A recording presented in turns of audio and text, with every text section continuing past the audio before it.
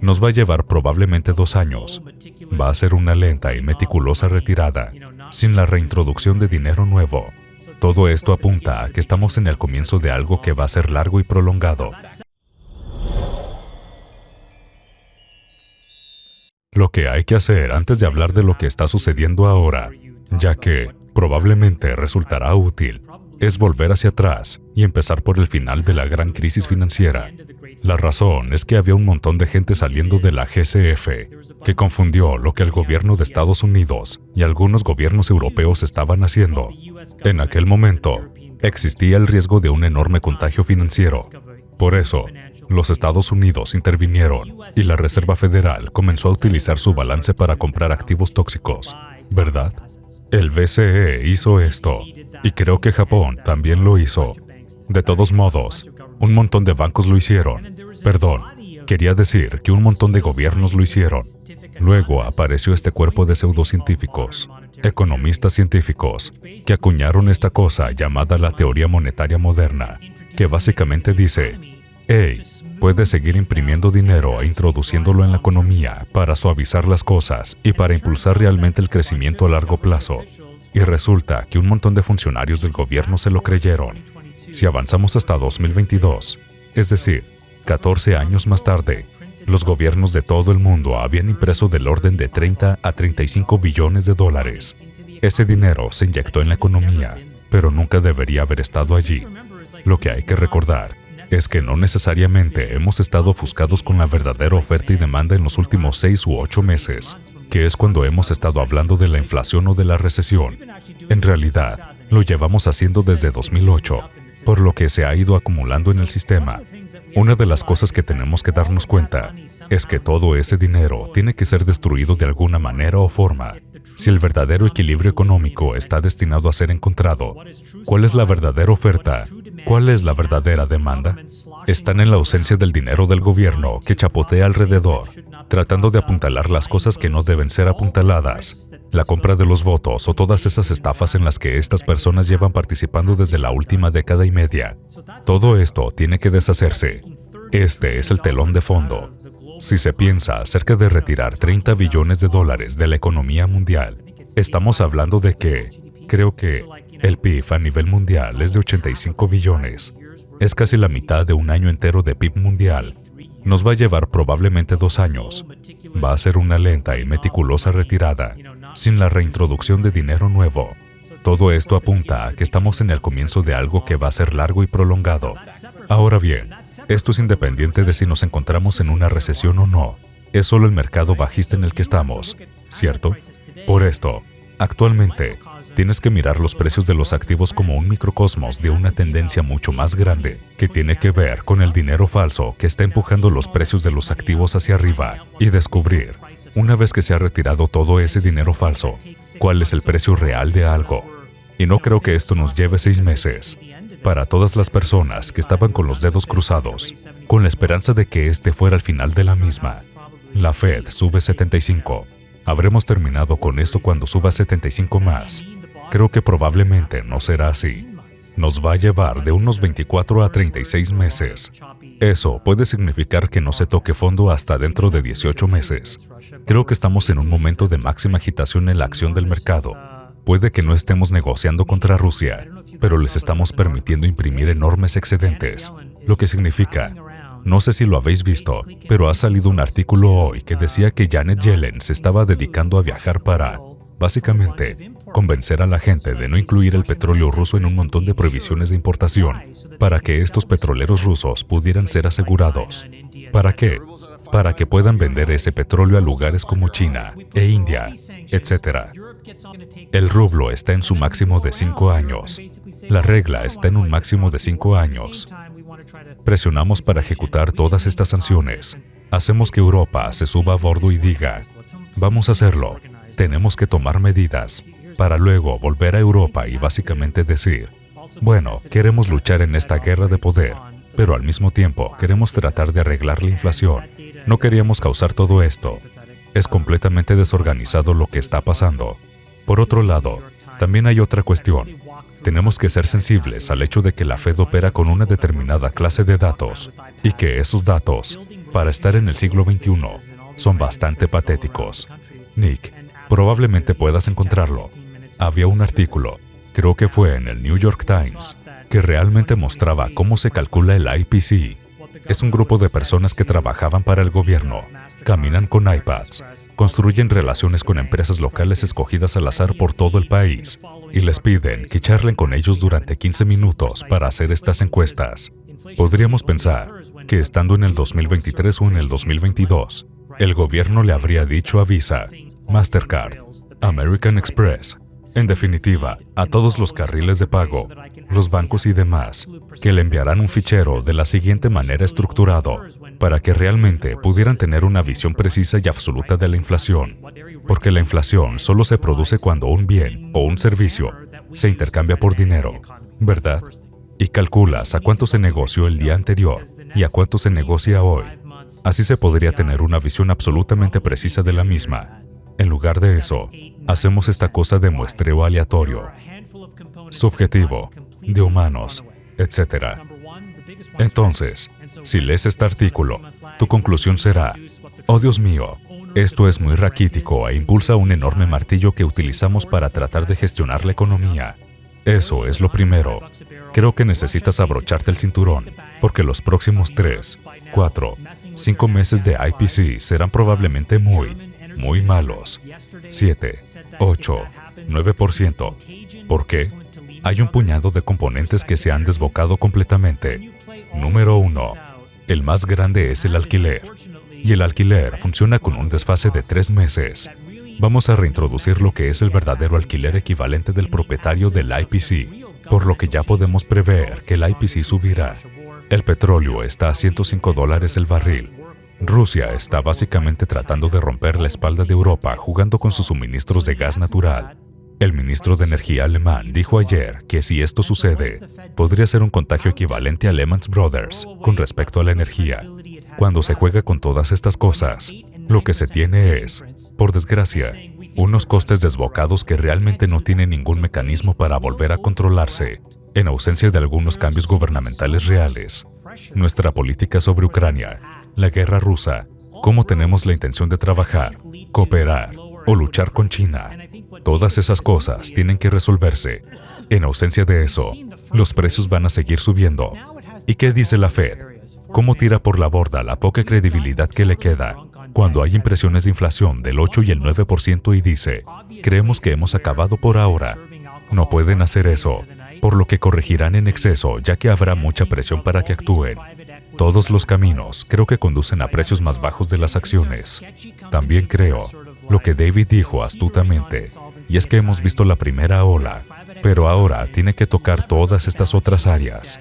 Por ejemplo, nos hemos emborrachado totalmente de deuda como país. Uno de los lugares más obvios donde hemos estado sirviendo demasiado alcohol tarde en la noche es en la financiación de todas estas compras de apalancamiento de capital privado. El apalancamiento es peligroso. Estas son empresas incompletas que tienen una especie de insolvencia tan valiente en donde, a veces, el capital privado entra, apalanca el balance con deuda y empuja el precio hacia la derecha, justo al borde de lo que está legalmente permitido o lo que es financiable, y luego lo hacen. Pero todo esto necesita que la economía siga creciendo. Si de repente tienes algunas fuerzas recesivas, o los precios suben y las ganancias no, tendrás un contagio en los mercados de deuda. Podrías tener un contagio en el mercado de materias primas. Nos estamos enfrentando a unas condiciones límite, realmente difíciles. Creo que podemos saber estas cosas sin un muestreo tan poroso. Se puede trabajar con empresas privadas para que les alimente con los datos y les permita hacerlo. Pero ahora, veréis, nos hemos basado en un sistema de sobrecorregir y subcorregir durante años. El problema es que los estados son cada vez más grandes a medida que la economía crece y se vuelve más complicada. Y tenemos más apalancamiento. Ahora voy a explicar la inflación como 3 capítulos diferentes. Y hemos visto los 2 primeros capítulos desarrollarse. 2021, capítulo 1.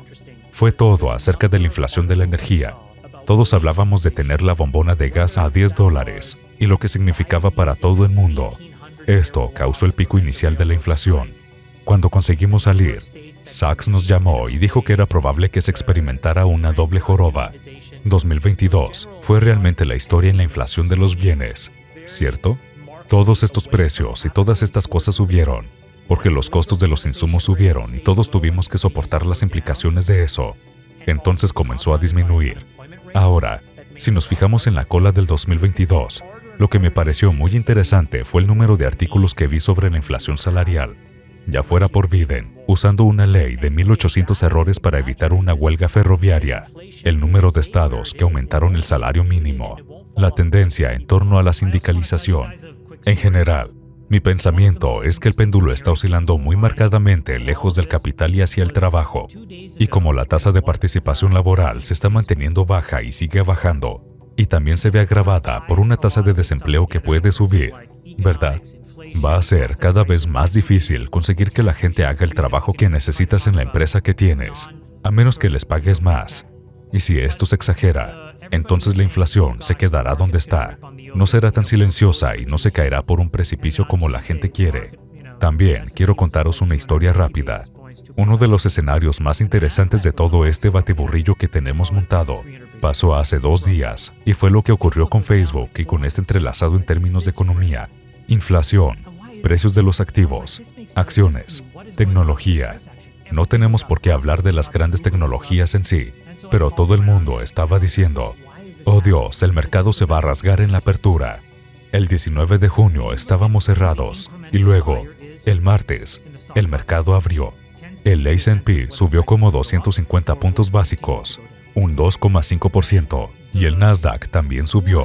Dejémoslo en, tal vez, 300 puntos básicos aproximadamente, pero Facebook bajó como 400 puntos. Es una gran diferencia. ¿Y por qué pasó? Para mí, la verdad es que no tenía ningún sentido. ¿Qué estaba pasando con ese movimiento del precio? Todo estaba arriba. Apple estaba arriba. Google estaba arriba. Por lo que empecé a consultar porque no me lo podía creer. ¿Por qué estaba pasando eso? Y esta es la mejor explicación que obtuve. Cuando nos fijamos en quién es el comprador incremental en el mercado de valores, tiende a dar una idea de si los precios pueden subir o pueden seguir bajando. El comprador menos informado tiende a ser minorista, y el comprador más informado tiende a ser estos grandes fondos de cobertura institucionales. Así que hay un espectro. Facebook es un ejemplo claro de las grandes tecnologías que son, en parte, propiedad de los minoristas. En su mayoría es propiedad de dinero inteligente. El caso es que, lo que le hace al dinero inteligente poseer Facebook es que tiene un precio extremadamente barato en relación con las ganancias. Por eso debes poseerlo. Lo que dijeron o, en realidad, escribieron, mirando las hojas de té de la demanda de los consumidores, no es que el precio de las ganancias fuera barato, sino que en el PE, estaba mal. Si pasaron a través de todos estos números por inflación, su expectativa de ganancia en Facebook es, en realidad, más como el valor justo a un precio más bajo. Es por esto por lo que perdieron tanto en un día donde el mercado estaba al alza. ¿Por qué es importante? Porque probablemente esto va a afectar también a otras muchas acciones que van a pasar por revisiones de ganancias en esta recesión. Es aquí donde creo que Wall Street ha hecho un trabajo muy pobre en nombre de la venta al por menor. Si nos fijamos en las estimaciones medias de las ganancias, te sorprenderás al escuchar que Wall Street en realidad este año tiene un récord de ganancias y estima que el próximo año las ganancias seguirán subiendo. ¿Cómo es posible? ¿Cómo se come que las ganancias sigan subiendo con tanta impresión cuando tienes que aguantar aumentos del 80, 90% en energía, engranajes y demás? ¿Cómo es posible? Tendrás que vender menos. Tendrás que vender menos cosas porque habrá menos gente con trabajo que pueda comprarlas. Creo que Wall Street se equivoca y creo que las ganancias van a bajar este año y que, definitivamente, bajarán en 2023. Creo que lo que probablemente sucederá es que todo el mundo de la renta variable se revaloriza a un precio más bajo y con eso se va a poner una enorme presión sobre estas empresas tecnológicas no rentables que queman efectivo. Parte del gobierno reconoce que hay que cercar y proteger a los consumidores, ¿cierto? Si nos fijamos en las leyes de valores, están destinadas a protegerlos a toda costa. Pero la razón es porque, a veces, quieres que la gente tome buenas decisiones y si les das un montón de potencia de fuego, simplemente lo gastarán. Lo que realmente hicimos fue darle a la gente 1 tonelada de dinero. ¿Y qué hicieron? Actuaron racionalmente, lo gastaron, y ahora tenemos que recuperarlo todo. No creo que vaya a ser tan fácil o tan simple como la gente piensa. Es sorprendente que la razón por la que el mercado de valores subió, dólar a dólar, fuera, en realidad, su interconexión con el crecimiento de la oferta monetaria M2. La correlación fue de 0.92. Por cada dólar que la Fed imprimió, el mercado de valores subió 92 centavos. Es lógico concluir que si la Fed retira de 3 a 5 billones de dólares de valor, entonces tendremos que volver a valorar los mercados de valores de 3 a 5 billones de dólares, como mínimo. Por lo tanto, se tendrá que volver a valorar y a cambiar la línea de base para las ganancias. Esto conllevará, probablemente, otro 20 o 30%. Se está asumiendo, de repente, que la demanda es estable, pero no tiene por qué ser necesariamente estable. En una contracción de la demanda, sí, la gente es despedida, pero también cambian las nuevas ofertas de trabajo, ¿verdad? Hay menos. Son más específicos en la forma de contratación. También los salarios bajan. Y de nuevo, estamos al principio del principio. Efectivamente, para todos los que vivimos el año 2000, fueron 4 años de puro infierno y machaque. Ahora tenemos 30 billones de dólares que tenemos que hacer funcionar a través de la economía, una recesión que tenemos que superar, una guerra que tenemos que terminar. Y la gente de repente asume que con 2 o 3 subidas de tipos y 5 o 6 meses de titulares son suficientes. Por un lado, puede que tengan razón, pero desde mi punto de vista, no es tanto un juicio sobre inaudible, sino simplemente una observación de que estamos al principio de algo que va a tardar algún tiempo en abrirse camino a través del sistema. Por todo esto, no entiendo por qué alguien renunciaría a su liquidez en este momento. ¿Por qué lo harías? ¿Por qué yo renunciaría a los 100 millones de efectivo que tengo en mi cuenta bancaria? No lo haría en este momento. La gente en Rusia está sufriendo. La gente en Ucrania está siendo asesinada. En Ucrania están siendo asesinados. Pregunto, ¿cómo se llega a este punto? El problema es que Biden comprometió a los Estados Unidos en una guerra por poder, sin una discusión explícita ni real. Número 1. Y en segundo lugar, presionamos a Europa para que estableciera una línea dura, pero ahora estamos trabajando a su alrededor para que los países que más sufran sean los europeos. Sin embargo, creo que se ha empezado a entender este sinsentido. La semana pasada hubo un grupo de líderes europeos, creo que fueron Macron, Draghi y otra persona, que visitaron Ucrania. Si tuviera que apostar, diría que el mensaje fue encontrar una distensión organizada, porque hay, según Europa, una situación similar a la de Lehman, en términos de contagio económico, que podría manifestarse en los próximos meses. Creo que el final es, probablemente, una distensión negociada, organizada y un alto el fuego. No creo que nadie esté contento con esto, pero creo que Rusia se ha salido con la suya. Ya sabes lo que quiero decir. Ganaron económicamente. Están vendiendo petróleo como si no hubiera un mañana. Ya no es que se lo estén vendiendo a Europa o América. Se lo están vendiendo a China. Se lo están vendiendo a África. Se lo están vendiendo a India. Participamos en sanciones económicas. Y yo fui el primero en decir, hey, esto realmente podría funcionar y podría ser una hoja de ruta sobre cómo hacerlo. Y resultó ser la hoja de ruta de cómo no hacerlo.